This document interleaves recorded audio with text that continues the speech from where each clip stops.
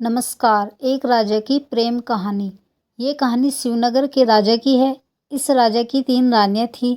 वह अपनी पहली रानी से बहुत प्यार करते थे क्योंकि वह बेहद सुंदर थी। साथ ही वह अपनी दूसरी पत्नी को एक दोस्त मानते थे, लेकिन वह अपनी तीसरी रानी की तरफ देखते भी नहीं थे।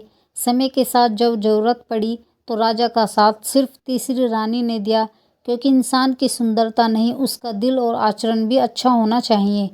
बहुत सालों पहले शिवनगर के राज्य में नाथ नाम के राजा शासन करते थे। राजा की 3 पत्नियां थीं, लेकिन राजा अपनी तीनों रानियों में से सबसे ज़्यादा प्यार अपनी पहली रानी से करते थे, क्योंकि वो बेहद खूबसूरत थी। पहली रानी के सुंदर होने की वजह से राजा अपनी दूसरी और तीसरी रानी की तरफ कम ध्यान देते थे। वहीं दूसरी रानी को राजा अपना अच्छा मित्र मानते थे, तो थोड़ी बहुत उस पर ध्यान देते थे।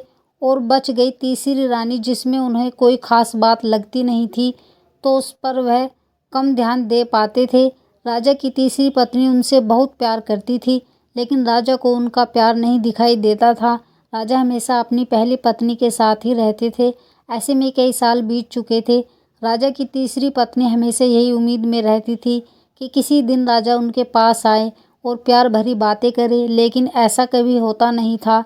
इसी तरह साल बीतता गया, लेकिन एक दिन राजा नाथ अचानक बहुत बीमार पड़ गए।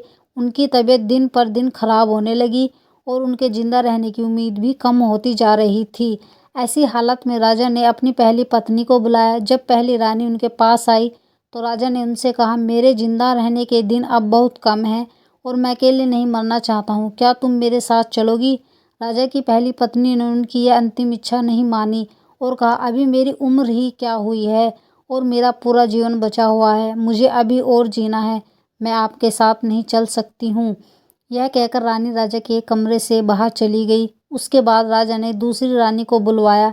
राजा की अंतिम इच्छा के बारे में जब दूसरी रानी को मालूम पड़ा कि वह मरने वाले हैं और अपने साथ अपनी बीवी को ले जाना चाहते हैं, तो इस वजह से वह राजा के पास ही नहीं गई।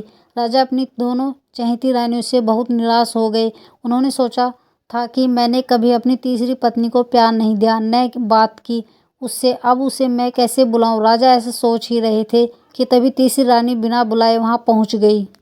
राजा की तीसरी पत्नी को राजा की अंतिम इच्छा पता थी, इसलिए उन्होंने राजा से तुरंत कहा, स्वामी, मैं आपके साथ चलने के लिए तैयार हूँ।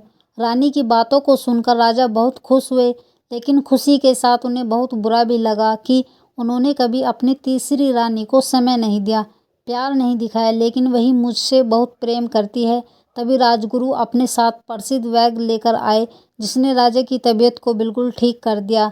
राजा ठीक होने के बाद अपनी तीसरी रानी के पास गया और उसके साथ प्यार से रहने लगा। अब राजा हमेशा तीसरी रानी को ही अपने पास रखता और दोनों महल में अपना खुशहाल जीवन बिताने लगे।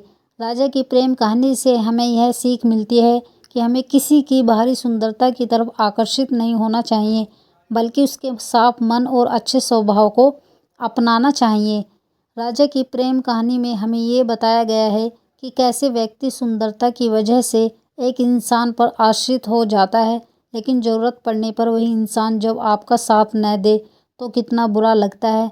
हमें इंसान की परख कैसे करनी चाहिए? हमें इंसान की परख हमेशा उसके आचरण और उसके साफ दिल से करनी चाहिए, न कि उसकी खूबसूरती से, क्योंकि मुसीबत आने पर खूबसूरती व्यक्ति भले आपका साथ दे या न दे, लेकिन एक अच्छे स्वभाव और साफ मन वाला व्यक्ति आपका साथ जरूर देगा। आपको ये कहानी कैसी लगी प्लीज़ कमेंट में ज़रूर बताएं। वीडियो अच्छी लगी वीडियो को लाइक शेयर सब्सक्राइब जरूर कीजिए।